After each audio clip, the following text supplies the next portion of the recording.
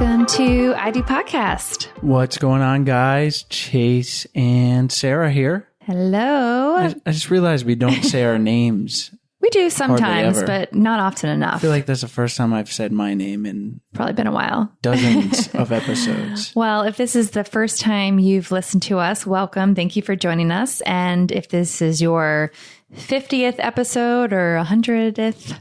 100th. There you go. Welcome back. Yeah. And like I said, Chase speaking here. I really think, I don't know, this might be the first time you've ever heard our names. No, it's in the podcast description. It's in it. I just got to introduce myself. We're teaching our 3-year-old to say, hi, my name is Stella. I know. We need to do that more. That's what had me thinking about it. Well, thank you guys for joining us. And today is going to be a great episode because we interviewed Marisa Peer, and she is a speaker, rapid transformational therapy trainer, and best-selling author with nearly 3 decades of experience as a therapist. And if you're listening in the UK, this might mean something to you. If not, still sounds cool. impressive. She's been named Best British Therapist by Men's Health magazine and featured in Tatler's Guide to Britain's 250 Best Doctors. Please stop. Please stop. You like that? Yes, that was I had to excellent. give her the British accent treatment. Not as lovely as her accent. Her accent's so nice. Not nearly. Sorry you had to hear that, but it does make people sound smarter. They've shown that. Like, you rate people smarter when they have a British accent. Or they wear glasses. Or they wear glasses. I don't know if she was wearing glasses, but she sounded smart. She is smart. That's why. And it was a great episode. And we talk about how to not lose yourself in a relationship and how to communicate your needs and what makes a relationship last long. Through her, like I said, her 3 decades of experience. She has a lot of gems in today's episode, and you'll be able to listen to her nice accent and take them all in. Yeah. And stay tuned. At the end of the show, we give you a super valuable exercise to do for your relationship. So stay tuned for that. And as always, thank you so much for listening to the show and sending us your feedback and questions. This episode is actually based off of a topic suggestion that one of you guys sent to us. So we love getting these suggestions because then we're giving you guys the information that you need. So thanks again for listening and enjoy the show.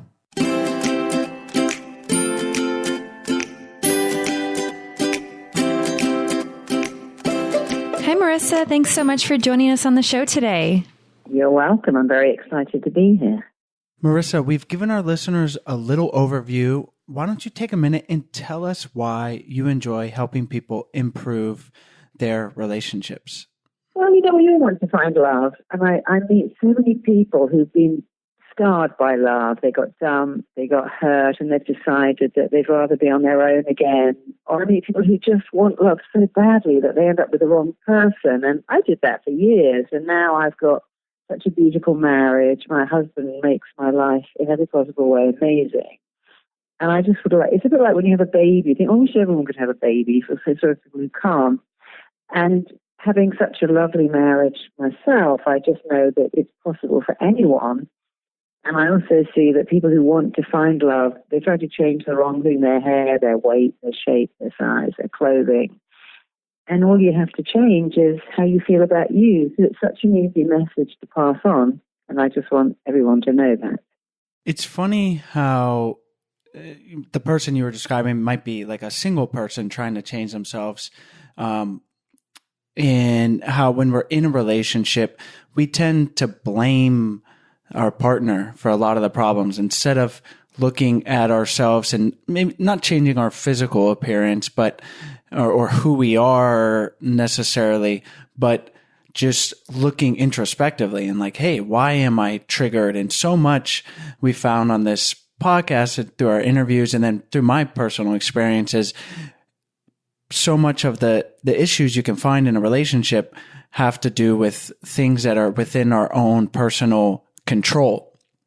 And so it's just interesting. And today we're going to focus on something that is definitely in our own control, but might be hard to recognize, and we'll start off with talking about how to not lose ourselves and our own personal identity in the relationship. So maybe we can start with like a picture of a person, and they've been in a committed relationship, and they are just making all these sacrifices because they feel like, and they love the person, but they're losing their own personal identity. So I think of like someone that is no longer maybe pursuing their passion. Maybe it's some outdoor sport, mountain biking, and that just disappears. And they suddenly wake up one day and they realize everything they do is for their partner, and that can kind of be unhealthy. So can you talk a little bit about that? Yeah, I think most of us want love so desperately and so deeply that if we find someone who appears to offer us any kind of love, we think, okay, you're the one, I'm going to make you love me, and how can I make you love me? I'm going to prove that I'm lovable. I'm going to run around town buying you your favorite dinner or getting the stuff you like, and I'm going to show you all the time what a good girlfriend, boyfriend I am. And I'm going to give up all my interests and come to your interests. I'm going to come to yoga, I'm going to come to football, I'm going to watch your movies, and we think that we're showing someone, wow, what a great partner I've got. But actually, we like a challenge. And when someone gives up their whole world for us, it's quite a turn-off, actually, because you think, no, I want to be with someone who's the opposite. That's the big thing about love. We fall in love with the opposite. On the whole, men love curves and long hair and shaved legs, because it's the opposite. Women like muscular butts, the big shoulders, and muscular arms, because it's the opposite. And we're all wired to go for the opposite of us. And when you make yourself the same, oh, I like what you like, and I want to do what you want to do, they lose interest in you, because the whole point is that you should be in love with someone who isn't like you, and you can learn from them and they can learn from you. But it's just a fear. It's a fear. If I say I don't like what you like, I hate the music you like or the films you like, you might not like me anymore. So we're always trying to prove our worth to the other person. Look how good I am. Look how great I am. Look how lucky you are to have me. When in fact, you don't have to prove anything. Just be in love with yourself and they will like you more anyway. So what's the first step for somebody to realize that they've really lost their identity? And then how would they go about really initiate that or starting to focus on themselves again? I think women lose their identity very easily, especially when they have children, because suddenly they become someone's wife and someone's mom. And it's all about, running around and doing all the stuff that your kids need. You become a soccer mom or a ballet mom, or you're always, in Whole Foods getting organic food for your kids. And that's all lovely, but have you lost yourself? That's a good question. Have you lost yourself in the process? Do you still do what you like to do? Do you eat the food you like? Do you get to do what you want? Or have you given everything up for your partner? And sometimes it's very hard not to do that. I know when I was a parent, I was a single parent, it was really hard to fit in gym and yoga and meditation. But you really have to be able to put yourself first. Not all the time as a parent, you can never do that, but sometimes. Because when you say, I'm going to my Pilates or my yoga, or I'm going to go and see a movie I want to see, what you say to them in your life is, I deserve this, I'm worth it, I'm taking me time because I deserve it. And actually you go up in their estimation when you put yourself first. When you put yourself last, what happens is everyone puts you last. Oh, you don't need that. Mum will do that. Don't worry about that. She doesn't care. She doesn't need gifts. And so you should always make a big point of stating your worth. Maybe give you an example. Many years ago, I had a boyfriend that went to the most expensive part of Italy for holiday. I hadn't met him when he booked it, so I didn't go with him. And then he came back and he came over to my house and he brought me this box of really cheap candy. When he gave it to me, I just threw it on the fire and said, that's really the kind of thing you buy for your cleaning mate lady. I can't believe you bought me that. And I think he understood straight away, because I wasn't being rude. I was just saying, wow, that's such an inappropriate gift. It's like, I know there's a thought that counts, but there is no thought. You just walked through the airport, grabbed any old box of candy and given that to me. And the next day he turned up with flowers and perfume and went, I'm really sorry, no, that was such a silly gift. You do have to kind of start the way you mean to go on. And it wasn't the cost, it's the fact that he put no thought into it. And I think when you're in a relationship with someone, you must never lose yourself. Like, for instance, if a guy wanted to have a first date with you, so I'm going to come around and bring pizza, and that's okay when you're a student. In fact, it's lovely. But when you're older, you'd be able to say, well, no, I can bring myself a pizza. And again, it's not about money. If someone said, can I come around and cook you a beautiful dinner or make a lovely picnic and take you out, it's a little effort. But if you allow someone to make no effort whatsoever with you, then you're showing them that you don't value yourself. And what will happen is they'll very quickly also stop valuing you. And that's why even in a long relationship, you must kind of like, my husband and I still, to this day, he'll always say to me, put your phone down when you're having dinner with me, because he thinks it's disrespectful. And he's absolutely right. So when you come in the house, come and give me a kiss before you play your messages back, because you need to show me that I'm more important than your messages. And he's absolutely correct. And we both do that for each other.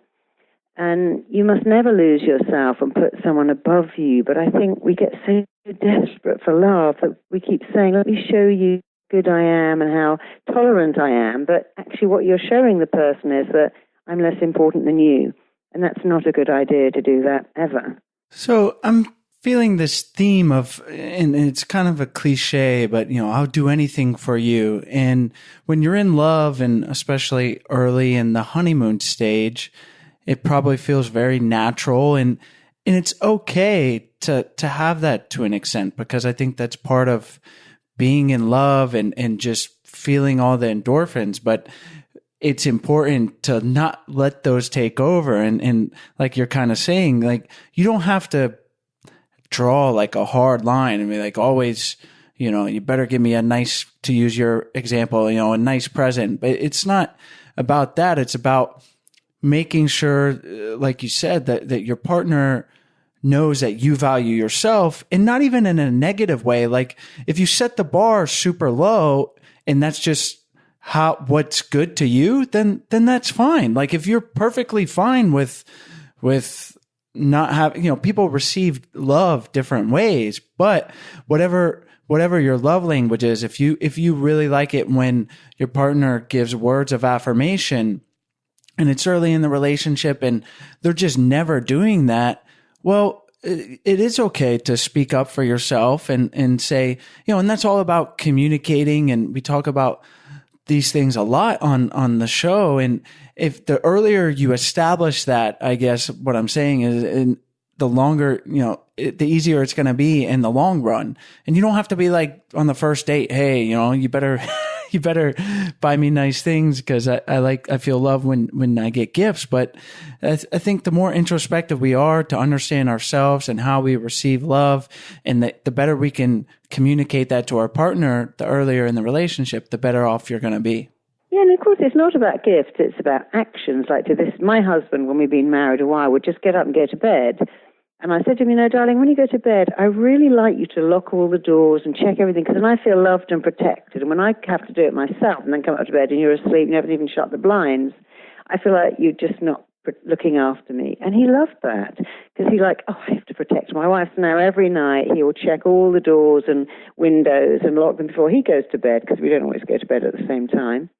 And but I asked him in a nice way, it's not about gifts, it's about actions. Your actions need to show me that you love me and care about me and put me first. And my actions need to show you the same. And it's actually fine to say I'll do anything for you if you are also going to do anything for me. Like, if your partner would do anything for you, then you should do anything for them. The problem is when one partner's saying, I'll do anything for you, and the other one goes, okay, run around town, pick up my dry cleaning, do this, get me that, and they won't. And then when you say, could you go get my medication? I'm sick. They go, I'm too busy. That's completely wrong. It has to be equal. And and also the doing anything for you has to include, I'll also do anything for myself. I won't do anything for you if it's at my expense. If I've got to miss something that's really important to me in order to get something that's not important to you, that's wrong. Like, for instance, my husband would go and visit my mother because he knew it was important. We didn't really do much for him. But then I would do the same thing with his family. But if he was to say, well, I'm never coming to your family, but you've got to come and see my family, or if it was like every Christmas we go to my family and we don't see yours because I don't like them, that would be unfair. So you have to have the balance of I do for you and you do for me. And a lot of people think, well, you know, if I love this person, I'll give 50%, and they'll give 50%. You've got to give 100%. But also you've got to say, and I deserve 100% back because I'm worth it. It's all about that. If you know you're worth it, your partner will know you're worth it too. And if you act like you're not worth it, then that becomes a problem because you've lost yourself. But not only have you lost yourself, your partner's lost their sense of what you're worth as well. And that's never a place you want to be. And I can see how by just doing the things you mentioned, like maybe say it's okay that your partner didn't go do the errand that you asked for. And then next time it's something else and something else. And then pretty soon you feel like you're doing so much for your partner and you're not really getting anything in return. And I can see how some people just might let that go and say, well, that's just how our relationship works. And so how do you adjust that? How do you kind of wake up and say, okay, I need to make sure it's equal in our relationship and he's giving or she's giving just as much effort into the relationship as I am? But before we continue on, we want to tell you about today's sponsors. Today's episode is brought to you by JJ Virgin's 7-Day Stop, Drop, and Swap Challenge. The 7-Day Challenge is designed to help you stop classic symptoms of food intolerances and drop up to 7 pounds in 7 days by swapping out 7 problem foods for healthy, tasty alternatives. And I'm loving my alternatives.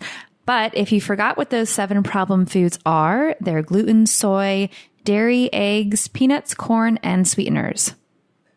And not only do you have the potential to lose weight, but you're just going to feel better. It's not always about losing weight. You're going to feel better because you're not going to be eating these foods that don't really sit well in some people's little bellies. And yesterday was the last day of the second challenge, and Sarah and I both feel great for that reason. I don't think I lost any weight, and I don't have a ton of weight to lose, but I just feel better. And I felt a lot better because I hadn't been eating dairy and felt lighter and less bloated, aka gassy, aka no farting. I definitely think thank you for sharing that with our audience. But I mean, I definitely think I know I lost a couple pounds because I'm not eating any carbs. And so it slims down your stomach and you definitely lose some pounds. So it's a win-win, right? If this is the first time you've heard about this 7-Day JJ Virgin Challenge, it involves swapping out problem foods like cow's milk and bread for healthier versions like coconut milk and lettuce wraps. Plus, you drink 2 delicious smoothies a day and 1 traditional meal. They offer tons of recipes, and they also provide guides to help people adapt the challenge if you're vegan or eating paleo or feeding a large family. You can sign up for the free challenge anytime at jjvirgin.com/I do. The challenge only lasts 7 days. So come on, 7 days. You can do it. Super easy. Again, that's jjvirgin.com/I do to sign up for the free challenge. Today's episode is also sponsored by Babbel. So should I tell them or should you? You can tell them. Okay. So my summer goal was to really get good on my Spanish before we went down to Costa Rica. And we're going to be back down there in, 2 weeks? Get good and better than our 3-year-old daughter. Better than our 3-year-old daughter. Right. That was the summer goal. Well, I really failed on that one because I didn't practice as much as I should. Yeah. And you have no excuse. I have no excuse because Babbel is on my phone, and I actually downloaded it last night and did a bunch of lessons, and it is so easy because it took less than 15 minutes, and I already feel so much better than last night. I was about to have a panic attack, realizing that we're going back in 2 weeks, and my Spanish is no bueno. Oh, see, there you go. Yeah, Sarah's being a little hard on herself. I think her Spanish might be better than Stella's. Stella's has gotten a little rusty, having not been there either. That's true. Oh, so can I win by default? Okay, yes, you beat our 3-year-old daughter. But keep opening up that app. It's super easy. And as we've told you before, Babbel is the #1 selling language learning app in the world. Not only can you learn Spanish like we're talking about, but you can learn French, Italian, German, Russian, Swedish, and more. Or you can learn them all, like if you're a super overachiever. Yes. You can try Babbel for free. Go to babbel.com or download the app and try it for free. That's Babbel, BABBEL.com, or download the app to try it for free. Babbel.com. It doesn't have to be exactly equal. It might be 60-40. If you're happy with that, it's fine. It's really about needs. I mean, here's the thing. If you meet someone's needs, they will never leave you, ever, ever, ever. If you meet your partner's needs, they will stay with you for the rest of their life, but you might be very frustrated if they're not also meeting your needs. And that whole model of marriage was that women met guys' needs. They cooked, they cleaned, they raised the kids, they met all their needs. And they were very frustrated because nobody was meeting their needs. And so in a relationship, you have to work out, okay, what are my partner's needs? Do I really need to meet for him? And what if my needs do they really need to meet for me? And it's different for everyone. And what needs can I just say that doesn't matter? And what needs can I maybe meet for myself? Maybe your partner loves running marathons and you don't, but you don't have to run with him. You don't have to do any of that. A good relationship is where you do stuff together and separately. But it doesn't have to be exactly equal. It's about how do you feel? Do you feel loved and cherished? Do you feel respected? Because the thing that makes a marriage last is not wild sex where you swing from the chandeliers and it's all hot and heavy. The thing that makes a relationship go the distance is respect. Respecting and admiring the other person actually lasts longer than passionate love. Because when you've got 3 kids and the boiler's broken and you've got a cold, it's very hard to have passionate love, but respect. I study so many couples that have been married for 30 years. In some cases, the woman earns more than the guy. And in some cases, it really shouldn't work. And the thing that makes it work is always the same thing. They have so much respect for each other. They never roll their eyes or go, oh my God, not that joke again, or he's driving me crazy. They always respect each other. And you have to, you have to respect someone when they're treating you in a respectful way, and you treat them in a respectful way. It doesn't have to be every minute of every day. Of course, we snap at each other. But if your relationship is based on respect and admiration, then it will probably last for your entire lifetime, because that's the most important thing. It is very critical. And one of the things I'm thinking about, we're talking about needs and fulfilling our partner's needs or feeling like your needs are being fulfilled. But I think a key component of that to understand is that our partner is not a mind reader. So a lot of times women always think that they've married a psychic who knows exactly what they want for their birthday, and they don't. You have to tell them, your husband's not a clairvoyant. He's just your husband. Yeah, exactly. But it seems to be a reoccurring theme across relationship issues is obviously communication. We talk about it all the time, but I think initially when we hear that, it's like, oh, okay, yeah, my partner needs to communicate better to me. And it's like, no, it's a two-way street. And you need to communicate. If your partner, like when I married my partner, and he's wonderful, I had one birthday and it was the most boring birthday. I think if you got it was my birthday. And the next day I said to him, birthdays are really a big deal to me. And he went, oh, they're not a big deal to me. I don't care about my birthday. I said, but I really care about mine. Now every year we always make sure that I have a lovely birthday. And again, it's not about the gift, it's about the effort. But he really doesn't care. He doesn't want to celebrate his birthday. He's not interested in it. I still like to make a fuss of him. But he always says, you don't have to do that. But the thing with needs is, I was actually talking to one of my classes about this last week, is that people have this strange thing. I see this a lot with women and men too, who go, I don't want to have sex anymore. I've lost my libido, I've got to the menopause, I'm not interested. And now you condemn your partner to have no sex as well, which I find very strange, because, that's like saying, I don't want to eat meat, so you can never eat meat again. I don't want to watch TV, so you can't watch TV. And my husband has sat through, Jane Eyre, Wuthering Heights, Poldark, Downton Abbey. He does all of that for me because he loves me. And he doesn't love those shows at all those romantic, period dramas. They bore him to tears. But he does for me. And I do for him. And I would never go, well, I don't want to have sex anymore, so you can't have sex. Any more than I said, I want to drink anymore, so you can't drink. But we have this strange thing, especially with sex. I'm not interested, so I'm condemning you to a life without it too. And we'd never say, I'm not interested in holidays, so therefore you can never have one again either.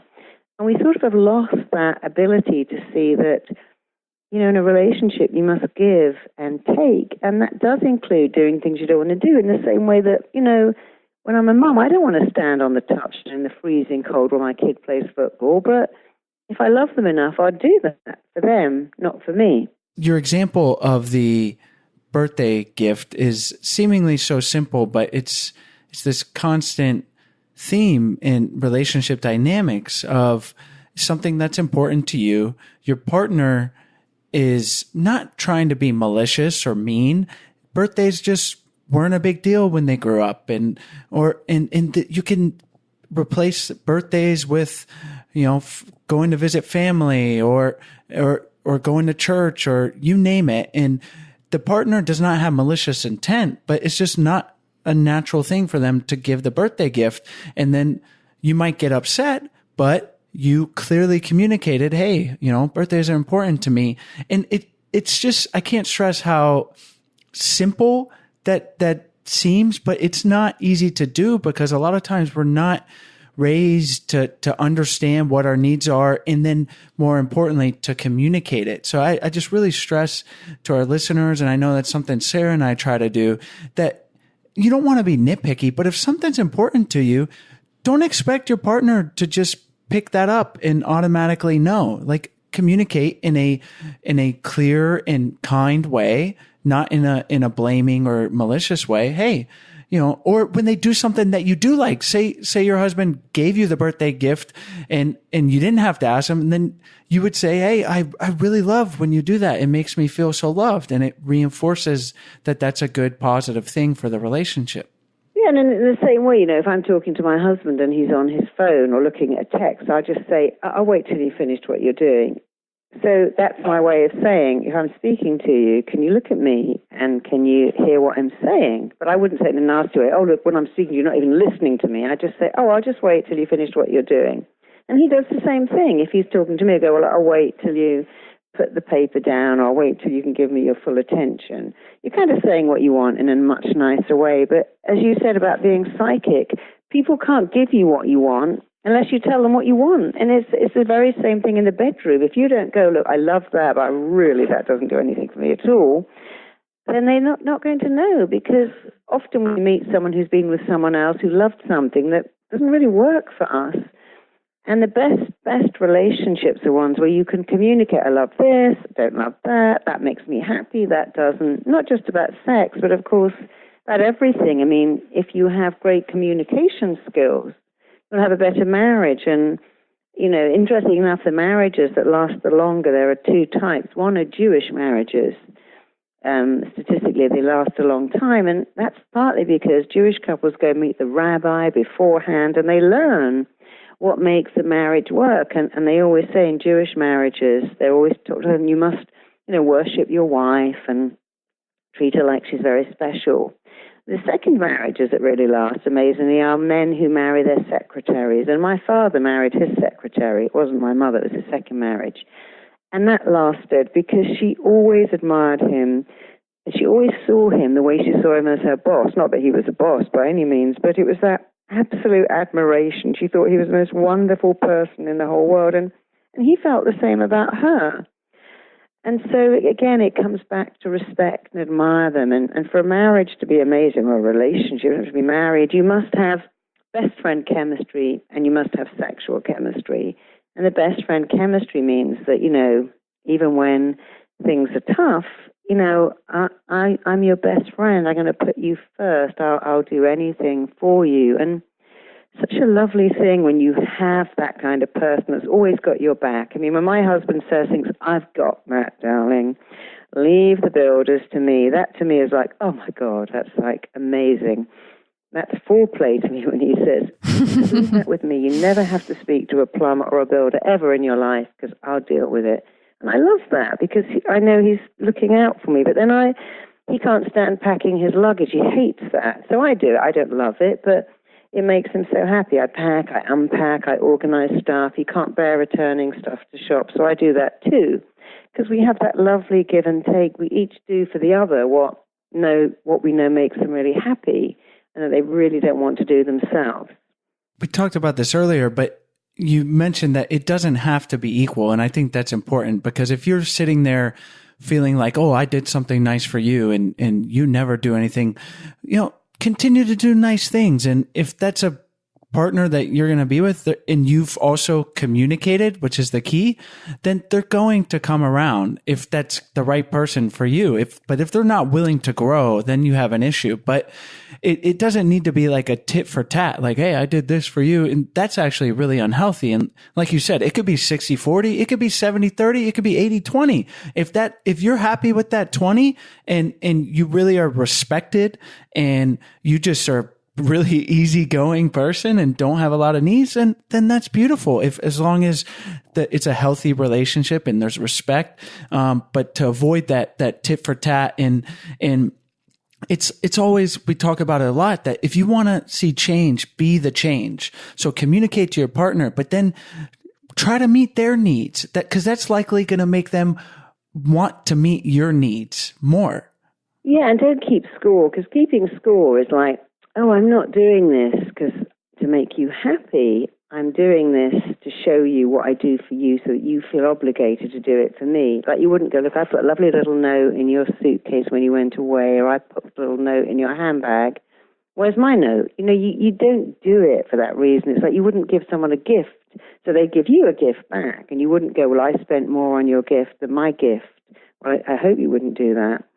The keeping score is wrong because you're giving for the wrong reasons. You give for the other person, but also for yourself, because it makes you feel really good to give.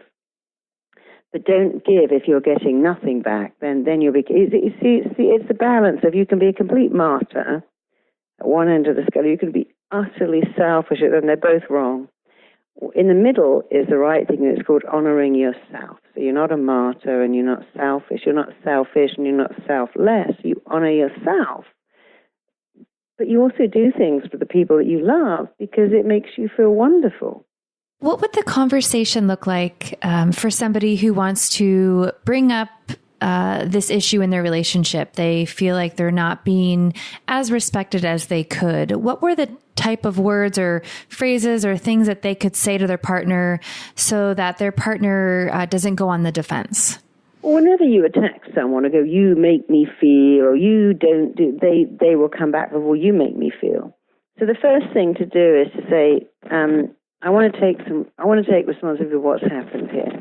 I've noticed that I've picked up your laundry for the last 5 years and I've never complained about it, but I've suddenly realized that I really resent the fact that you never pick up your laundry, but it's my fault. It's a bit like a mother who allows her kid to become utterly spoiled and then says, why don't you respect me, when you never asked them to respect you by going, there's the laundry basket and I do your laundry that's in the basket.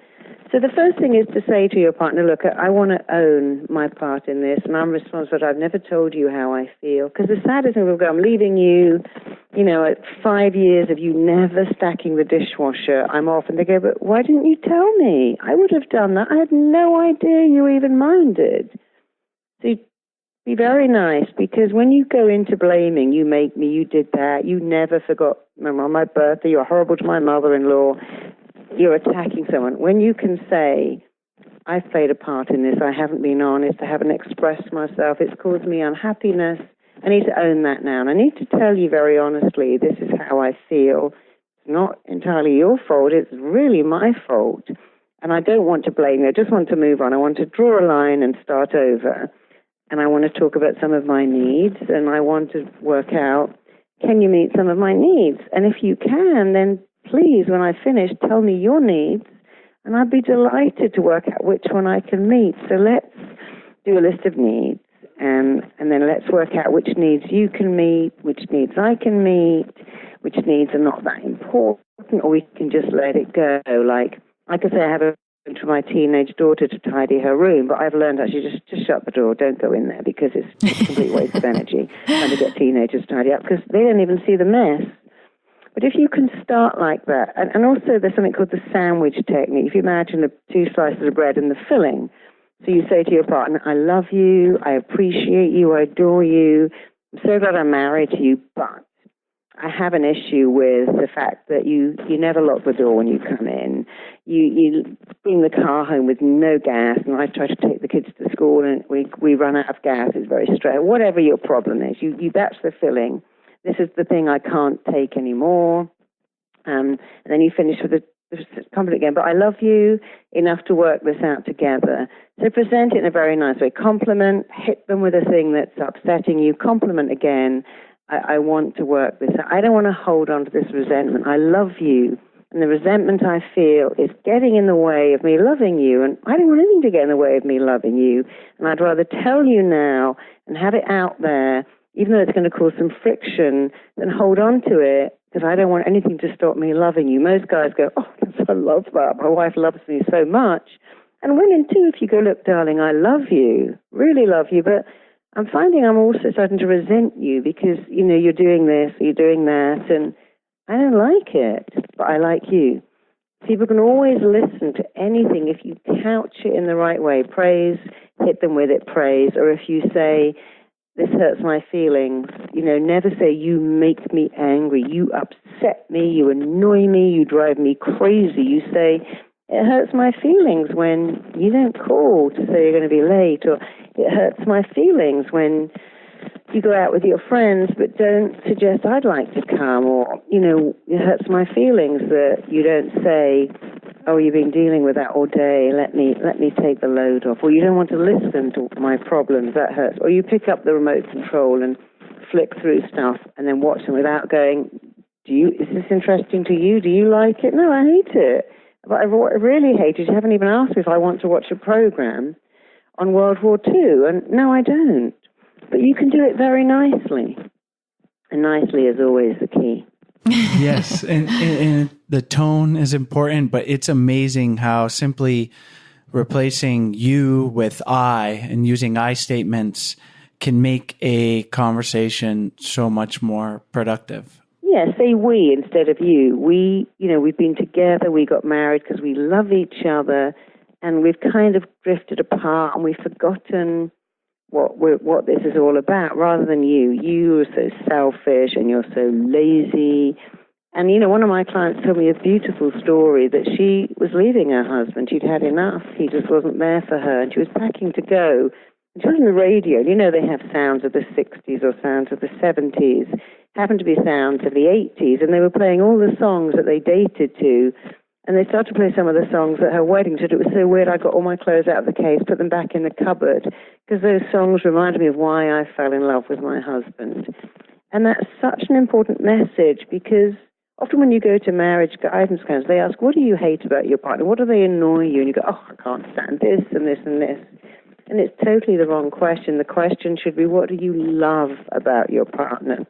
What would you miss if they weren't there? What would you find unbearable if they weren't in your life? And when my husband annoys me, which of course he does, and I annoy him, I just stop and imagine my life without him. And then I think, no, I'd hate my life without him.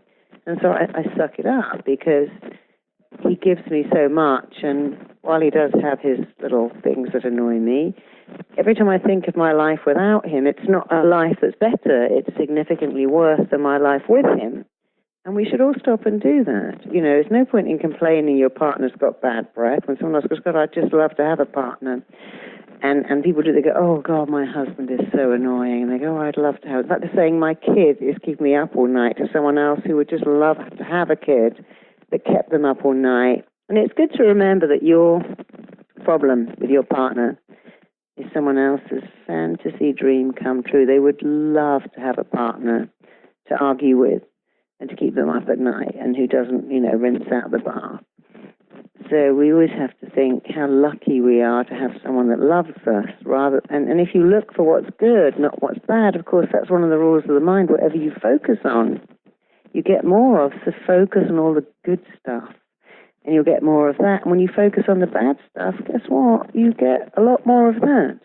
Well, I think that is an excellent exercise that I encourage our listeners to do with their partner is to make a list of all the things they love about their partner and focus on those. And I think that's something that we should do after this podcast. Absolutely. It's going to be a long list. Very long list. Well, they say if you're feeling listless, make a list. And I think that's a great motto. Well, Marisa, thank you so much for all of this great information. Before we wrap up, do you want to leave our listeners with anything? You kind of just gave us a great exercise, and let us know where they can find you online, and then we'll say goodbye. Yeah, you can find me on marisapeer.com. I'm so glad I have an unusual name, marisapeer.com. And I always give away products on how to find love and maintain love and attract love, and they're all free. So I also have a new book called I'm Enough, and that's full of really amazing techniques to make you know that you're lovable. Because to find love, that's what you need most of all, to know that you're worthy of it, and then you'll have no problem finding it or indeed keeping it. So you can go to imenough.com, and we have all kinds of stuff on there too. Excellent. Well, we'll have your website and your book, I Am Enough, on your show notes page on our website at idopodcast.com. And our listeners know to go there to check out all those great resources you've given us today. And again, thank you so much for joining us on the show. You're welcome. Thank you for having me. Hi, guys. We hope you enjoyed today's episode. As always, all the links are in the show notes page as well as on the podcast description. And while you're on our website, we encourage you guys to check out our 14-day Happy Couple Challenge. We send you an email for 14 days with simple, doable challenges to help strengthen and improve your relationship. And on our website, we also have a bunch of free resources for your relationship. So we encourage you to check those out. We also have our Love Tribe on Facebook. We encourage you guys to join the tribe and be there for support for each other. If you have questions or just need some relationship advice, we are all here for each other. The group has grown to almost 1,000 people, and we love it. So we hope you guys join that. You can go to Facebook, Love Tribe Fam, and you'll find us right there. And if you are interested in learning more about our flagship course, Spark My Relationship, we hope you guys check it out. We have a special offer that is only for podcast listeners. So you can go to sparkmyrelationship.com/unlock, and you can unlock that special offer and learn more. As always, thank you guys so much, and we'll see you next week.